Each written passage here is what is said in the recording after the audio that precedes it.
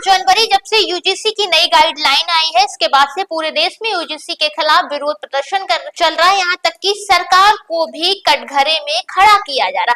लेकिन वो नए नियम क्या है वो बहुत जरूरी है जानना, क्योंकि जो एससी एसटी ओबीसी छात्र छात्राओं के लिए यूनिवर्सिटी ग्रांट कमीशन ने जो नए नियम बनाए हैं और जिसका स्वर्ण समाज के लोग सड़कों पर उतरकर अब विरोध कर रहे हैं, और ये सिर्फ उत्तर प्रदेश में नहीं बल्कि देश के हर राज्य में कोने कोने में यूजीसी का विरोध प्रदर्शन करता है। यूजीसी के नए नियम है, इक्वल अपॉर्चुनिटी सेंटर बनाया जाएगा। ईओसी पिछड़े और वंचित छात्रों की फीस को भेदभाव से जुड़ी मदद होगी। हर कॉलेज में इक्वालिटी कमेटी समता बनानी होगी। इस कमेटी के अध्यक्ष कॉलेज के प्रमुख होंगे। कमेटी में ओबीसी एससी एसटी महिलाएं और दिव्यांग भी होंगे।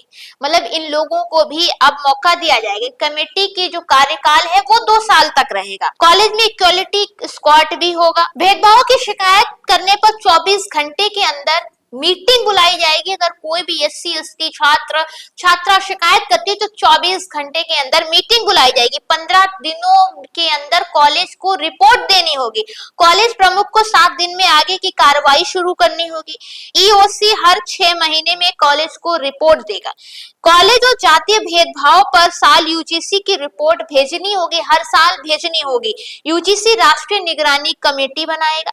नियम तोड़ने पर कॉलेज की यूजीसी ग्रांट रोकी जा सकती है। कॉलेज की ग्रांट रोकी जा सकती है। कॉलेज की डिग्री ऑनलाइन और डिफेंस कोर्सों पर रोक भी लग सकती है, और गंभीर मामलों में यूजीसी की मान्यता भी रद्द हो सकती है। अगर किसी भी छात्र छात्रा के साथ भेदभाव होता है, इसके बाद भी सुनवाई नहीं होती है, रिपोर्ट देनी होती है, अगर वो नहीं मामला शॉर्ट आउट होता है तो यूजीसी कॉलेज की मान्यता भी रद्द कर सकता है। तो ये वो नियम है जो यूजीसी ने 13 जनवरी को नए नियम लागू किए और जिसका आज पूरे देश में विरोध चल रहा है। और सबसे बड़ी बात दोस्तों ये है कि जिन एससी एसटी ओबीसी छात्र छात्राओं के लिए ये नियम बनाए गए हैं, शायद उनमें से 10% लोगों को ही पता होगा कि यूजीसी ने कौन से नियम बनाए हैं। और जो समाज आज विरोध कर रहा है वो कह रहा है हमें अपराधी बनाया जा रहा, जबकि अपराध नहीं किया।